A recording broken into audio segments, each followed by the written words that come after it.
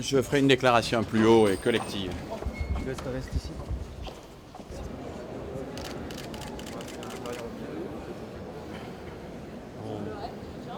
S'écarter un peu. Bon, Monsieur Collomb. eh bien écoutez, voilà.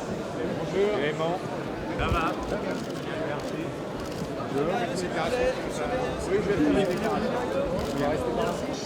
Bien, bonsoir à toutes et à tous. Quelques mots d'abord sur les résultats nationaux, si vous voulez bien. D'abord pour regretter l'abstention, qu'il faut entendre comme le signe, sinon d'un désintérêt, au moins d'un scepticisme sur l'importance de ces élections législatives.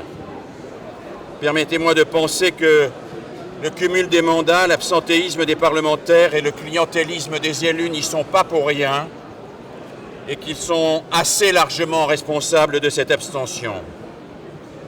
Je me félicite pour ma part de la dynamique de la gauche qui va pouvoir, je l'espère, disposer à l'issue du second tour d'une vraie majorité pour un vrai changement.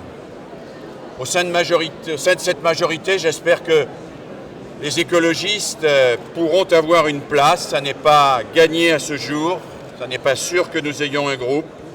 Je l'aurais souhaité, je pense que ça aurait été une bonne chose pour l'équilibre de cette majorité.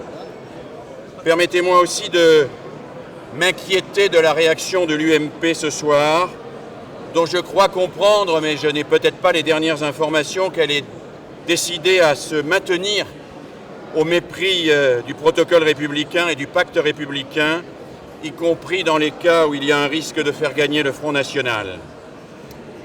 Ce comportement de l'UMP est à mes yeux extrêmement grave et doit renforcer la détermination de la gauche à lutter pied à pied contre toutes les formes d'exclusion et toutes les inégalités, génératrices de rancœur et de refuge dans les extrêmes. Concernant la première circonscription du Rhône, vous savez, je n'arrive qu'en 3e position.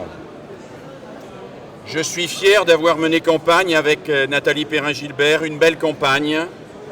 Une campagne sur le fond où nous avons parlé d'emploi, d'environnement, de santé, de jeunesse, d'éducation, de formation. Je suis heureux des belles solidarités qui se sont tissées entre militants socialistes et écologistes à cette occasion.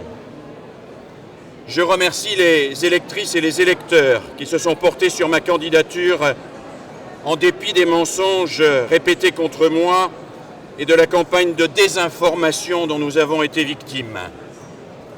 Vous le savez, cette élection a été transformée en plébiscite par le maire de Lyon, qui a engagé tout son poids pour faire élire celui qu'il pensait être le meilleur défenseur de l'intérêt d'une ville dont il se pense le propriétaire. Il a dévoyé gravement cette élection législative au mépris de l'intérêt national et contre les instances de son propre parti. Des militants dévoués à sa cause ont tenté encore vendredi d'empêcher de s'exprimer 2 ministres du gouvernement de la République, 2 ministres du gouvernement de Jean-Marc Ayrault. Jusqu'à aujourd'hui, où ils ont sciemment entretenu la confusion en collant des logos PS sur les affiches de mon concurrent du PRG. Alors, ce dernier est arrivé second et je ne participerai donc pas au 2e tour.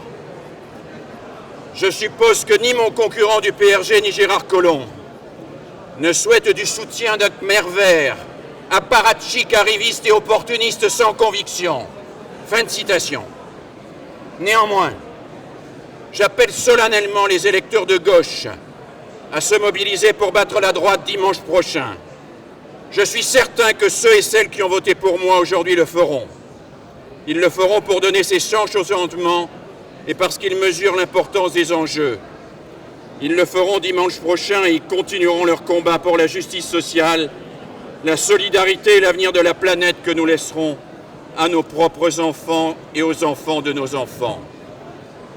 Pour ce qui me concerne, je continuerai aussi mon combat, sous des formes que je n'ai pas encore déterminées, pour la démocratie et au service indéfectible, comme je l'ai toujours fait, des plus faibles et des plus démunis, contre toutes les formes d'oppression, quelles qu'elles soient et d'où qu'elles viennent. Je ne répondrai à aucune autre question. Bravo.